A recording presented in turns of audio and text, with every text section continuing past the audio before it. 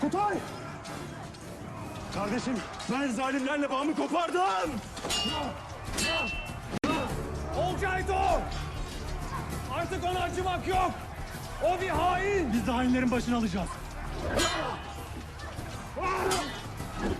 Sana ne vaat ettiler ki düşman safına geçtin? Şerefli bir hayat, temiz bir ölüm!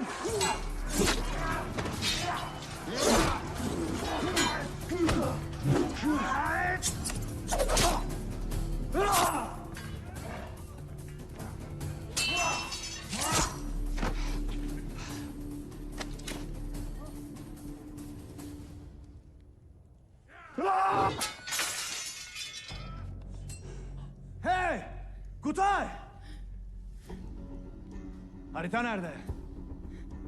Kutay, bu kadar insan bunun için ölmüşken canımdan korkup söyleyeceğimi sanma.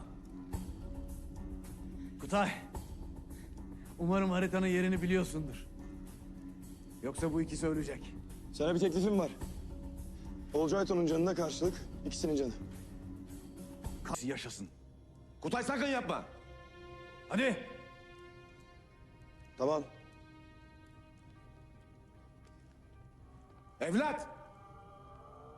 Yapma! Ahi, bu haritaları bir tek sen okuyabilirsin nasılsa.